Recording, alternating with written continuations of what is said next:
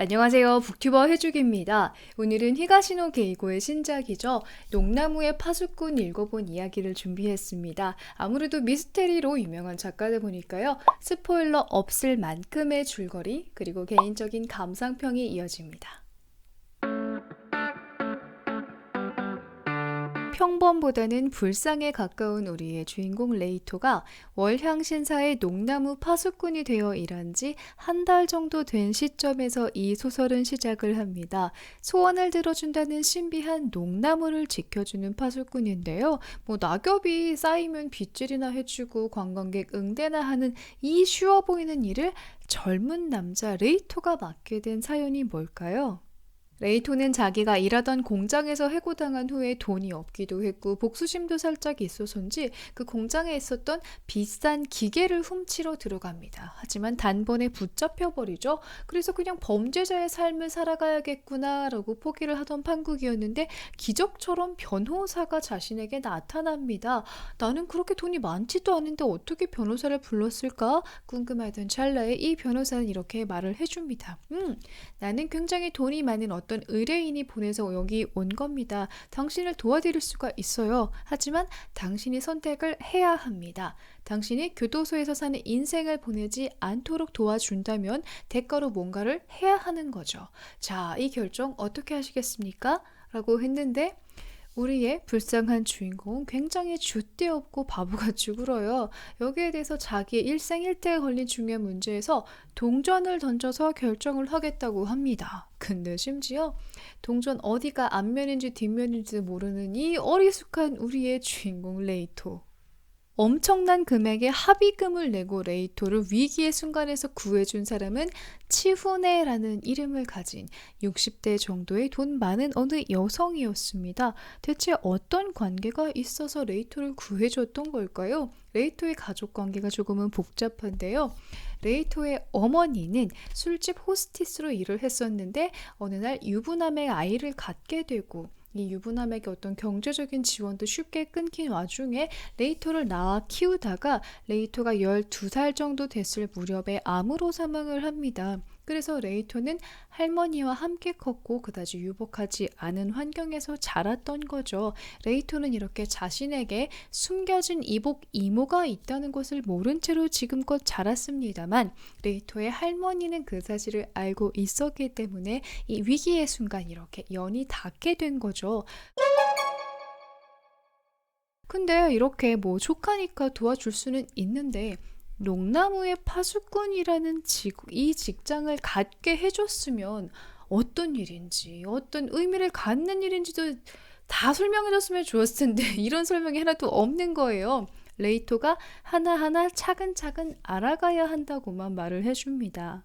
단순히 손님 응대만 할 거면 농나무 경비원이었겠죠. 농나무 파수꾼이라고 굳이 부를 수 있는 건 레이토가 밤에 근무를 해야 되기 때문입니다. 밤에 소원을 비는 게 조금 더 특별한가 봐요. 그래서 치후네에게 예약을 하고 오시는 손님들이 있어서 그 손님들을 안내를 해주는 역할을 하고 있는데 이 밤에 오는 게 어떤 의미인지를 도통 모르겠는 겁니다. 소원값이라면서 돈을 두둑이 주고 가는 사람도 있고요. 한 명의 사람이 여러 번 오는 경우도 있었습니다. 하지만 어떤 비밀이 있는지는 하나도 모르던 차에 사지라고 하는 아저씨가 소원을 빌려 가셨는데 어디선가 인기척이 느껴지는 겁니다. 사사삭 하고 찾아보니까 웬 여자애가 그 아저씨 뒤를 쫓아가고 있어요. 하지만 소원을 빌 때는 그 주변에 아무도 함께 있으면 안 된다고 들었거든요. 그렇게 잡고 보니까 이 여자애가 하는 말이 나는 저 아저씨 딸 유미라고 하는데 나는 우리 아빠가 왠지 바람을 피우는 것 같아서 어떤 여자를 만나나 다 한번 뒤쫓아보고 있는 중이야 라고 이야기를 합니다. 레이토로서는 남의 그 가족사에 굳이 끼어들고 싶진 않았지만 어쨌든 파수꾼의 일은 해야 되잖아요. 근데 이 유미라는 아가씨가 성격이 장난이 아닌 겁니다. 자기는 몰래 와서 도청기도 달아보고 싶다, CCTV도 달아보고 싶다. 장난이 아니게 집요한 거예요. 그래서 얘를 어떻게 할 수 없겠구나. 그리고 나도 내가 궁금한 것이 있으니까 그럼 저 사지 아저씨와 이 농나무의 비밀에 대해서 조금 더 연구하고 캐보러 다녀볼까라는 생각을 합니다. 그리고 그쯤에 자주 오던 사람이 하나 더 있어요. 우바소키라고 하는 사람인데요. 이 지역에서 유명한 화과자 업체의 사장의 후계자라고 하는 아주 젊은 사람입니다. 근데 올 때마다 표정이 시큰둥한 거예요. 그리고 알 수 없는 얘기도 내뱉습니다. 이거 실제로 확인이 된 거 맞냐? 호적 등본이 뭐 맞는 거 맞냐? 이건 또 뭐지? 이런 식으로 자잘한 힌트를 하나씩 얻어가면서 레이토는 농나무와 농나무의 파수꾼이 하는 일에 대해서 점점 더 가까워져 갑니다. 히가시노 게이고의 다른 작품들처럼 뭐 살인이라던가 음모술수가 나오는 그런 이야기가 절대 아닙니다. 결국에는 가족의 얽힌 사연들 그리고 가족의 소중함 그런 따스함을 담고 있는 소설이다라는 것까지만 얘기를 드리면서 스포가 될 수 있으니까 줄거리는 여기까지만 하고 제 개인적인 감상평으로 넘어갈게요. 나미야 자파점의 기적을 잇는 또 하나의 감동 대작이라고 써있는 것처럼 나미야 자파점의 기적과 비교될 만한 부분들이 있어요. 그 책에서는 자파점이라는 공간 그리고 어떤 편지라는 매개체를 통해서 그리고 이 책에서는 농나무라는 공간 그리고 농나무라는 어떤 매개체가 되는 무언가를 통해서 주인공이 아닌 다른 사람들의 각종 사연을 미스테리식으로 파헤쳐가는 그런 이야기라고 볼 수가 있겠습니다. 나미야 자파점에서는 시간을 이동할 수 있다라는 신기한 힘이 등장을 했고요.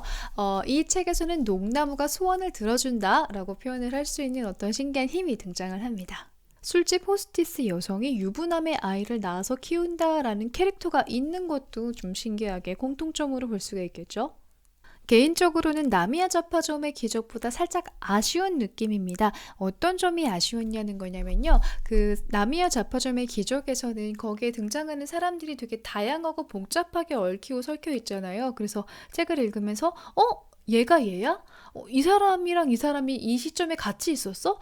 이런 거를 발견하게 되는 그런 미스테리적인 것들이 많았는데 이 책에서는 여기에 나오는 가족들은 그 가족 내에서만 어떤 그 얽혀있는 관계들이 나와요.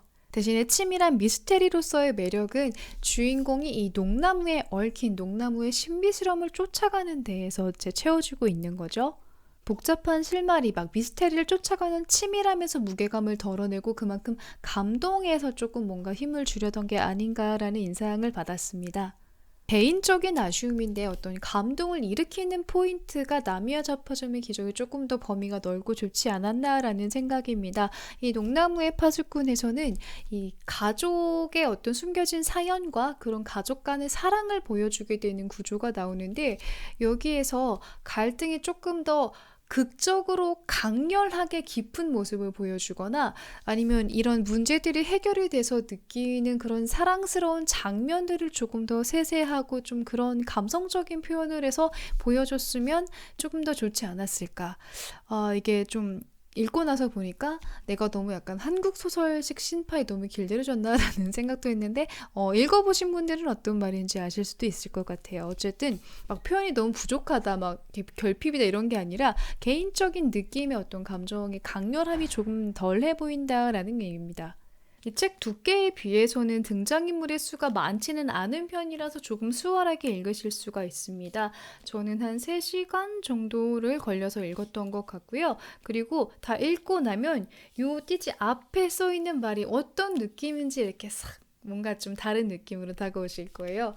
파수꾼 하면 호밀밭의 파수꾼이 생각이 나잖아요. 근데 그 소설처럼 약간의 성장 소설처럼 이 주인공이 굉장히 뭐 정처 없이 좀 부유하고 불안했다가 되게 낮았던 자존감을 높이 회복해가면서 성장해가는 과정을 위로하는 재미로도 읽을 수가 있는 책이다라는 이야기를 남기면서 여러분께 인사를 드릴게요. 왜냐면 이 다음에 나오는 부분은 이 책을 다 읽으신 분들하고만 나누고 싶은 이야기입니다. 스포가 포함된 리뷰가 계속 이어질 거고요. 그래서 만약에 이 책을 안 읽어보신 분들이었다면 지금 인사를 할게요. 여러분 이 영상 봐주셔서 감사합니다. 안녕. 실제로 다 이렇게 시작을 하는 겁니다. 자, 내가 이걸 말하고 싶어가지고 얼마나 답답했는지 몰라요. 제가 이걸 다 읽고 가장 울림이 있었던 부분이 어디였냐면 그 사지 아저씨가 그 딸에게 그 연주를 들려주려고 기념을 하러 가잖아요. 근데 그 전에 망설이는 장면이 나옵니다. 이게 그냥 뭐 언어로 유언을 남기는 게 아니라 어떤 나 그 자체를 전달을 해주는 일이잖아요. 그래서 내가 생각해 봤을 때 내가 돌이켜본 나의 삶이 그렇게까지 떳떳하지 못한 그런 면도 있고 내 단점도 있고 어두웠던 점도 있는데 이거를 내 사랑하는 사람에게 전부를 다 보여줄 수 있을까?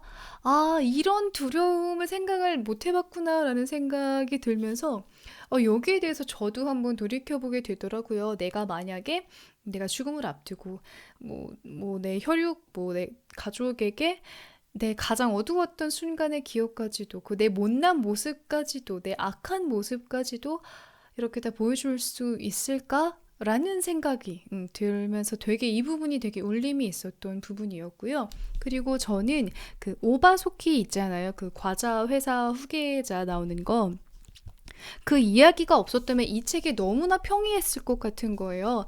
이제 그 이야기를 통해서 이제 그 어떤 메시지가 전달이 되는 농나무 자체를 그렇게 이용한 게 아니라 이 농나무라는 그 사람들이 보는 이걸 자체를 매개체로 활용을 한 그 소키의 아버지의 그 마음과 그리고 더불어서 굳이 혈연 관계에 이렇게 머무르지 않고 어쨌든 내가 인정한 가족을 진짜 가족으로 포용하는 어떤 혈연 관계를 뛰어넘는 그런 가족의 개념을 그걸 보여준 것 같아서 오바소키의 에피소드가 없었다면 너무 좀 평이했을 것 같다라는 느낌입니다. 그리고 개인적으로 히가시노 게이고가 굳이 이렇게 연애를 잘 못하는 남자의 성격을 계속 가져가야 하는가라는 생각이 들어요. 이것도 마지막에 보면은 유미한테 데이트 신청을 할까 말까 막 이런 고민하는 장면이 나오잖아요. 막 다른 소설에서도 보면 막 되게 똑똑하고 막 여기서도 보면 나름 막 어쨌든 문제를 해결을 해주는 게 주인공의 어떤 통찰력이나 추리력이나 뭐 관찰력에 의존을 하는데 그렇게 똑똑한 친구가 연애는 왜 이렇게 못하나 답답한 게 다른 소설에서도 막 있었잖아요. 그래서 히가시노 게이고님 이 캐릭터 좀 버리면 안 되겠습니까? 라고 하는 정말 개인적인 그런 이야기도 하고 싶었습니다. 이 작가가 주고 싶었던 위로의 메시지나 어떤 인생을 돌아보는 것, 가족에 대한 사랑 이런 게 조금은 명확하게 오면서도 그게 조금 약간 오그라들 때도 있어요. 언제냐면 그 치훈애가 막 뭐 누구든지 되게 소중하게 태어난 존재다라고 화를 내는 장면이라든지 이런 것은 되게 필요했고 이 사람의 성장을 보여주는 데 필요한 요소들이었는데 조금은 자기적인 느낌도 아주 살짝은 있었다라는 게 아마 내가 이 작가의 책을 조금 몇 번 더 읽어서 익숙했던 내러티브들이라서 더 쉽게 눈에 다가왔던 거고 내가 그만큼 이 작가한테 기대하는 게 높았나라는 생각이 들었습니다. 어쨌든 이 작가가 자기가 보여주는 레인지가 굉장히 다양하고 넓잖아요. 그래서 단순한 이런 어떤 미스테리물이 아니라 간만에 이런 약간 따스한 위로가 되는 그런 내용을 준비했구나라는 느낌으로 재밌게 읽었던 소설이었습니다.